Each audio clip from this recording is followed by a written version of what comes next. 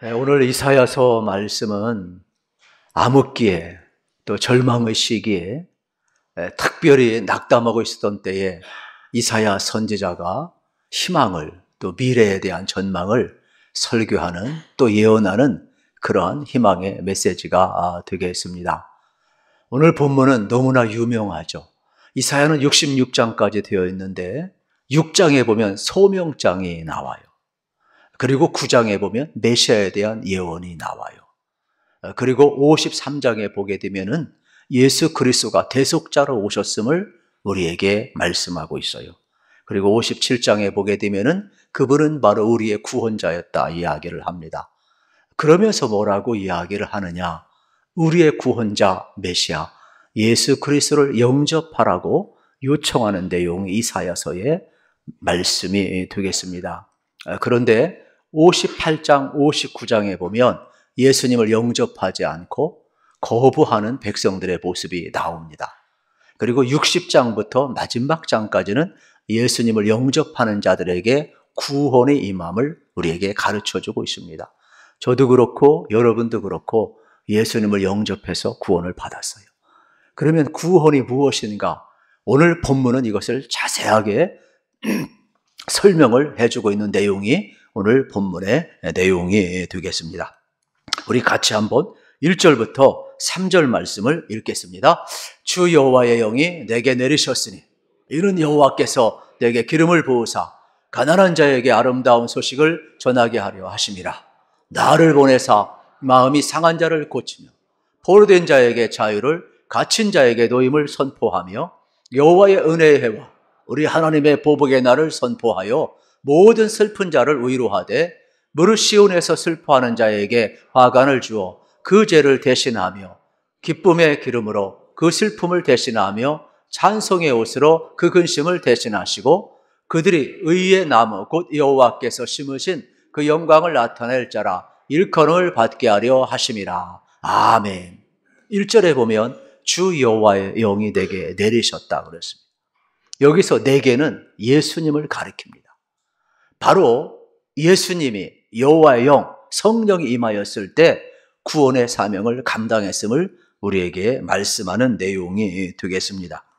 우리를 구원하기 위해 성령이 오셔야 된다는 겁니다.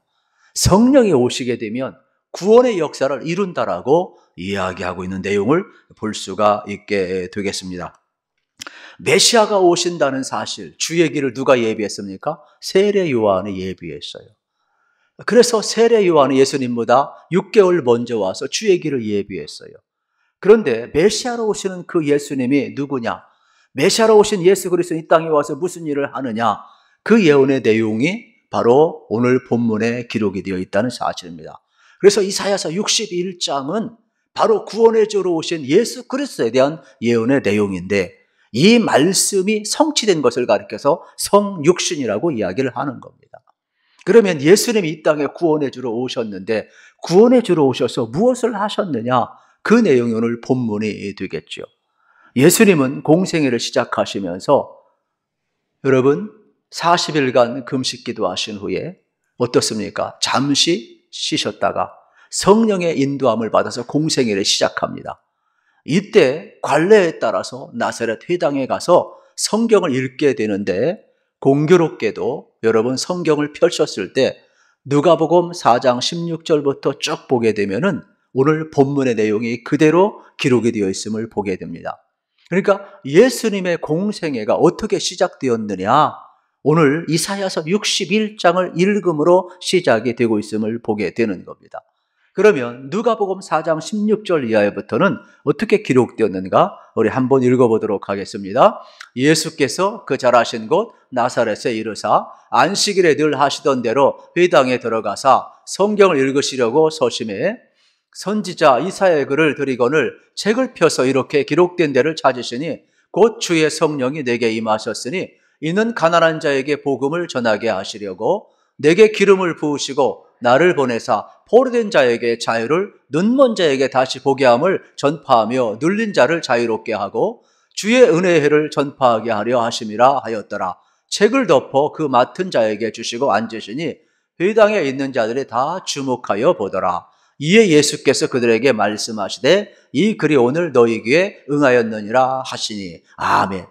이사야서 여러분 61장의 메시아에 대한 예언의 말씀이 지금 예수님이 공생애를 시작하면서 처음 인용한 말씀이에요. 그러니까 예수님이 나는 누구이다 설명한 것이 아니라 나의 사역은 무엇이다 설명한 것이 아니라 이사야서 61장에 있는 이 예언의 말씀을 읽음으로 말미암아 나는 메시아로 왔다. 나는 구원해 주러 왔다. 그러면서 약속하신 성령이 내게 임하여서 구속 사역을 여러분 이룰 것을 예수님이 선포하는 내용을 볼 수가 있게 되겠습니다. 그러니까 예수님의 공생애는 바로 이렇게 이사야서 61장을 읽음으로 시작되고 있음을 우리가 발견을 할 수가 있게 되겠습니다. 그렇다면 우리도 마찬가지죠. 예수님이 이 땅에 오셨을 때 여러분 그 과정에 성령이 필요했습니다. 오늘 우리도 마찬가지예요. 우리 하나님의 은혜로 구원받았습니다. 우리에게도 성령이 임해야만이 예수님께서 맡겨주신 이 구속의 사역을 우리가 감당할 수가 있음을 이야기하는 것입니다. 그렇다면 모든 시작은 주의 영이 임할 때 시작되고 있음을 우리가 발견하게 되는 것입니다. 오늘 우리 주님께서 메시아로 오셨는데 구원해 주러 오셨는데 성령이 내게 임하였을 때 여러분 무슨 일이 벌어지고 있습니까? 특별히 메시아는 우리가 잘 아는 대로 기름 부음을 받은 자 아닙니까? 헬라어로 크리스토스라고 이야기하고 히브리어로 메시아, 기름 부음 받은 자가 되겠죠. 이게 원래 일반 명사예요. 그래서 구약에서는 왕, 제사장, 선지자에게 올리브 기름을 붓습니다. 그리고 귀한 사역을 위임하게 되는 것입니다. 그러면 그 권위를 가지고 일을 하고 있음을 우리는 볼 수가 있게 되겠지요. 그런데 이스라엘 백성들이 바벨론 포로에 끌려가서 절박한 상황 속에서 그들의 구원자를 기다렸습니다. 그래서 그들은 왕이나 제사장이나 선지자처럼 하나님의 능력을 가지고 우리를 구원할 자를 기다리는 메시아 사상이 더 깊어졌어요. 이러한 때에 여러분 이 메시아는 바로 일반 명사에서 특별 명사로 바뀌게 되는 겁니다. 그런데 예수의 영이 임하였을 때 무슨 일이 벌어지느냐? 오늘 본문에 보면 첫째, 가난한 자에게 아름다운 소식이 전파된다 그랬어요. 그러면 여기 가난한 자는 여러분 주석 성경에 보게 되면 겸비한 자, 겸손한 자라고 이야기를 하고 있음을 볼 수가 있게 되겠습니다. 하나님은 누구에게 은혜를 주느냐? 바로 여러분 겸손한 자에게 은혜를 준다는 것입니다. 그래서 우리 하나님은 교만한 자를 대적하시고 겸손한 자에게 은혜를 주는 거예요. 만약에 누가 겸손하다 그러면 그 사람 성령 받은 줄로 아세요. 여러분들이 성령 받기 원하시면 겸비한 마음 갖기로 축복합니다. 우리 예수님께서도 뭐라고 해요? 심령이 가난한 자는 복이 있나니 저희가 의를 받을 것임이라 이야기했어요. 그래서 예수님께서도 말씀하시고 오늘 본문 속에서도 바로 가난한 자들, 바로 심령이 가난한 자, 겸비한 자들에게 은혜 주시고 있음을 발견하게 되는 겁니다. 마음이 교만한 자는 내게 더 이상 다른 것이 필요 없다 생각하기 때문에 메시아가 들어올 자리가 없어요. 그러나 심령, 정신, 영적으로 파탄된 상태, 나는 아무것도 아닙니다라는 고백하는 자에게는 아름다운 소식, 구원의 소식이 전파되게 되어 있음을 보게 되는 겁니다. 그래서 아름다운 소식은 구원의 소식이 되겠습니다. 1절 하반절을 계속해서 보면은 이렇게 나와 있습니다. 나를 보내서 마음이 상한 자를 고치며 포로된 자에게 자유를, 갇힌 자에게 노임을 선포한다 그랬어요. 성령이 임하면 뭐라고 그랬어요? 마음이 상한 자, 병든 자를 치유한다라고 이야기하고 있음을 보게 되는 겁니다. 사도행전에 보게 되면은 초대교회 성령이 임하고 나서 방언만 터진 게 아니죠. 안전병이가 일어나고 병자가 고침받고 치유의 역사가 일어났어요. 이게 바로 성령의 역사였음을 보게 되는 겁니다. 그래서 이 기름 부음, 어노인팅이 있게 되면 치유가 일어나게 되는 겁니다. 우리가 왜 기도합니까? 여러분 믿음의 기도는 역사하는 힘이 있기 때문에 그런 것 아닙니까? 우리가 왜 안 써봤습니까? 성령의 기름 부음이 임하면 치유가 일어나기 때문에 아니겠습니까? 오늘도 성령은 일하시는 영이기 때문에 여러분 가운데 임하였을 때 여러분 속에 방언만 터지는 것이 아니라 상한 심령이 회복되고 여러분 상한 육체가 치유받는 역사가 일어남을 믿으시기를 축복합니다. 이게 하나님의 일하심을 이야기하는 거예요. 성령님은 오늘도 일하고 있음을 보게 되는 겁니다. 그 다음에 포로 끌려간 사람들이 자유를 얻게 되고 갇힌 사람들이 노임을 받게 된다는 겁니다. 여러분, 오늘 우리가 이렇게 자유할 수 있고 노임받을 수 있다는 것 감사할 수 있기를 축복합니다. 그래서 예수 그리스도 성령이 우리에게 임하면 이렇게 어떻습니까? 우리를 얼겁했던 것에 노임을 받고 놀라운 역사가 일어남을 우리에게 가르쳐주고 있습니다. 그리고 은혜의 해, 이 주빌리라는 것은 회복을 의미합니다. 회년을 의미하는데 참 이스라엘 사회는 놀라운 사회죠. 50년째 회년을 선포를 하게 돼요.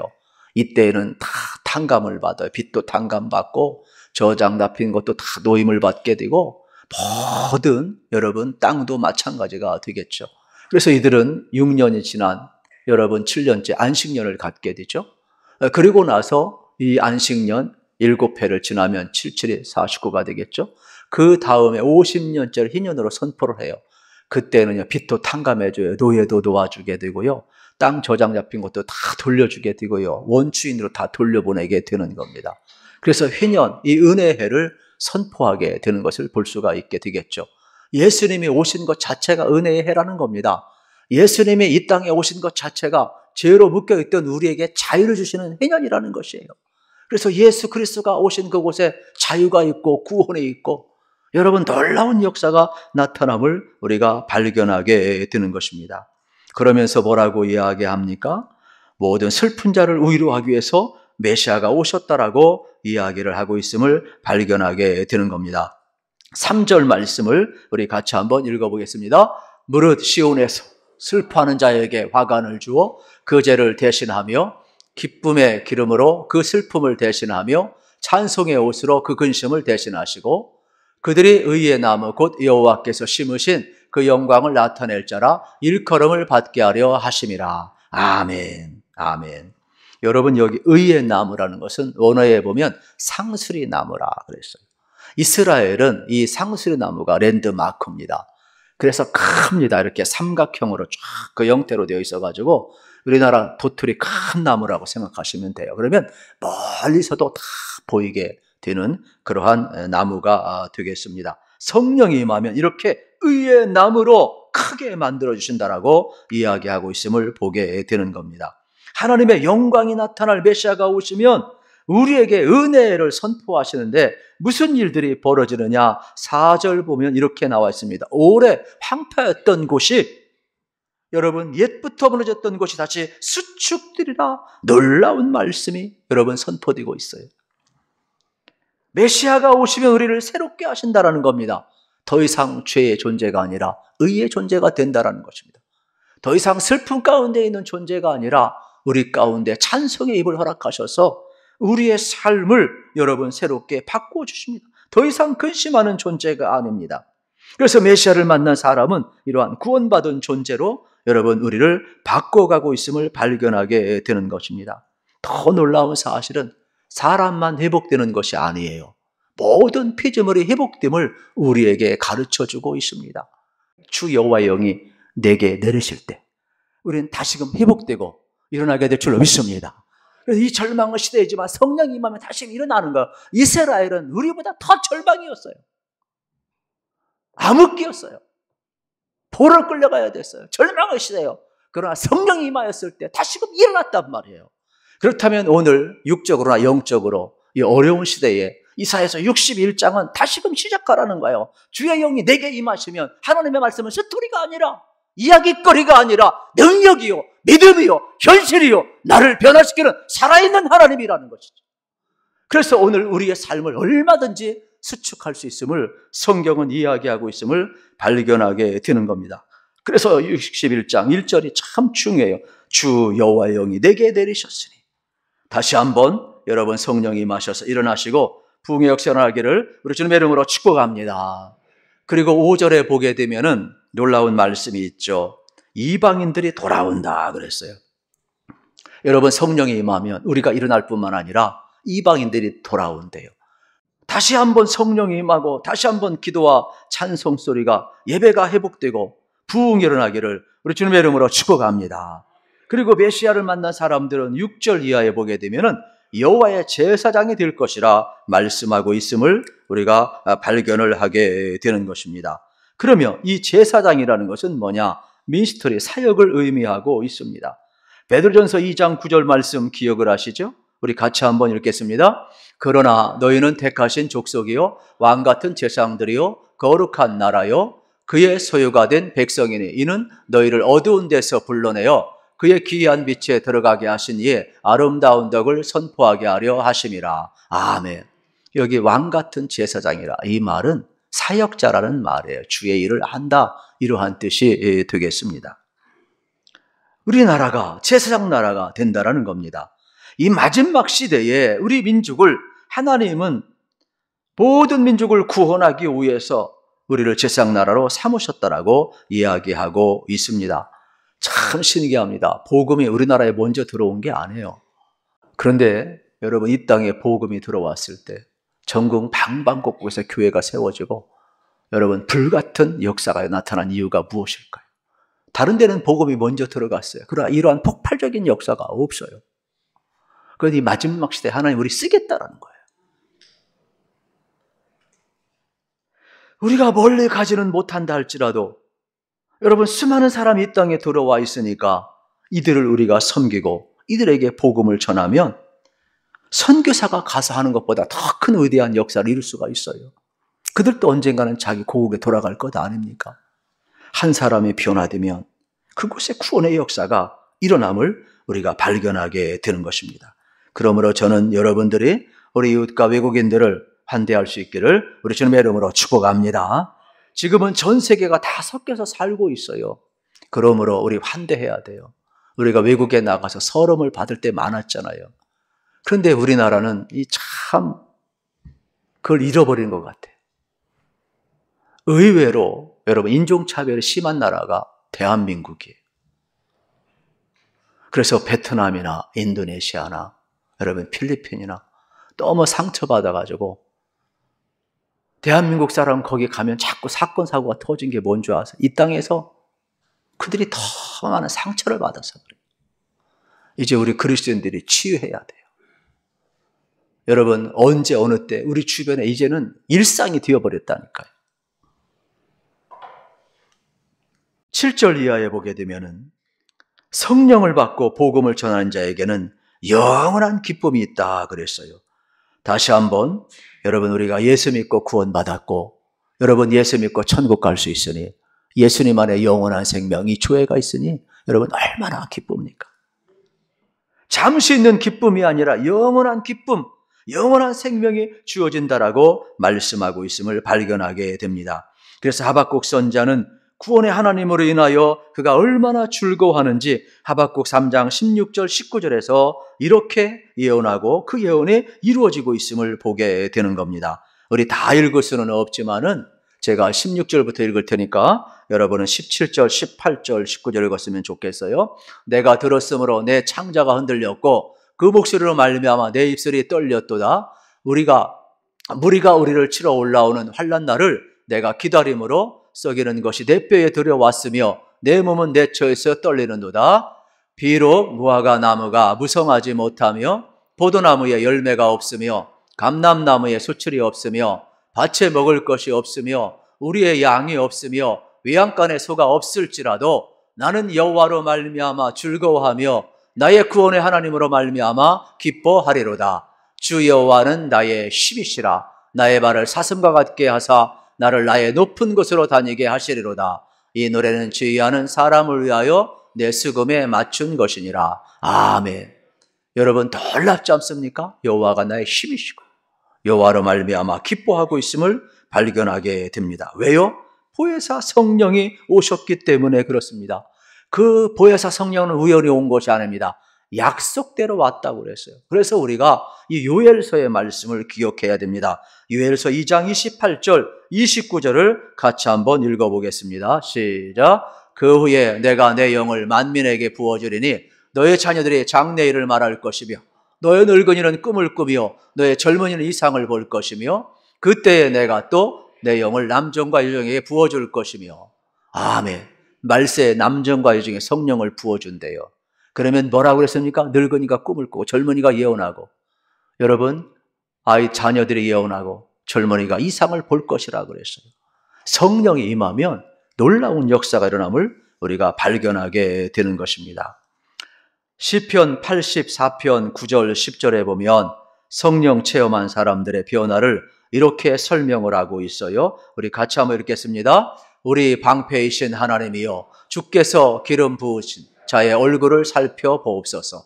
주의 궁정에서의 한 날이 다른 곳의 첫날보다 나은즉 악인의 장막에 사는 것보다 내 하나님의 성전 문지기를 있는 것이 좋사오니. 아멘. 성령을 체험하고 구원을 체험한 사람, 하나님 나라 영원한 기쁨을 경험한 사람은 세상의 궁궐에서, 악인의 장막에서 첫날을 보내는 것보다 하나님의 궁전에서, 여러분, 하나님의 전에서 문지르는 것이 더 낫다라는 거예요. 왜요? 성령이 함께 하시니까. 영원한 기쁨이 있으니까. 이것이 성령 체험한 사람들의 신앙의 고백이 되겠지요. 그렇습니다. 오늘 여러분, 성령을 체험하게 되면 전도도 하고 선교도 하고 순교도 하게 되어 있는 것입니다. 성령 체험한 사람과 여러분, 내 안에 예수님이 계신 사람은 이러한 놀라운 복을 날마다 누리며 살아갈 수가 있습니다. 저는 여러분 안에 성령님이 계시고 예수님이 계시니까 영원한 기쁨, 영원한 생명이 여러분 가운데 언제나 있음을 기억하시면서 늘 주 안에서 기쁨 가운데 살아가시기를 우리 주님의 이름으로 축복합니다.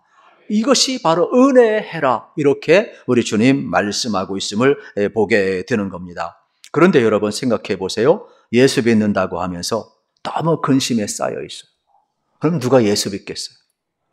상처 없는 인생이 어디 있어요? 어제의 상처를 오늘 붙들고 있는 어리석은 자가 어디 있겠어요? 여러분, 신앙을 스토리로 만들지 마세요. 신앙은요, 사건이고 능력이에요. 하나님은 여러분 성경 속에만 살아계신 것이 아니에요. 오늘도 살아계심을 믿으시기를 축복합니다. 믿음으로 선포하시기를 축복합니다. 하나님의 말씀은 큰 권능이요, 능력이요, 여러분의 상처를 치유하는 겁니다. 여러분을 자유케 하는 겁니다. 오늘도 회복의 역사가 일어나는 것입니다. 믿음으로 나아가는 거예요. 그렇기 때문에 하나님이 내 삶에 간섭하셔야 되는 거예요. 하나님이 오늘도 우리의 삶을 건져내셔야 되는 것이지. 여러분, 설교를 스토리로 듣는 자는 스토리로 끝나는 거예요. 아, 그랬더라. 아, 그냥 은혜 받았어. 나하고 아무 상관이 없어. 성경은 스토리가 아니라 능력이에요. 사건이에요. 하나님은 지금도 살아계신 거예요. 그래서 저는 여러분들이 오늘 근심 걱정 다 주님 앞에 내려놓으시고 예수로 충만하시기를 축복합니다. 여러분이 기쁨 가운데 나가보세요. 그러면 사람들이 그럴까요? 당신 뭐 때문에 기쁘냐고. 와봐. 에? 와봐. 커맨스에 하는 거예요. 당신은 어디 가냐고. 와봐. 어딜 와봐. 신약교회 와봐. 한번 와봐. 나도 기쁘지 않은데, 나도 우중충하게 사는데 뭘 예수 믿으라는 거야. 너나 예수 잘 믿으라고 그러지. 맨날 설교를 들어도 맨날 스트레로 하는 사람들하고 무슨 놈의 변화가 있겠어요. 목회도 재미없어요. 그러면 여러분만 재미없는 게 아니에요.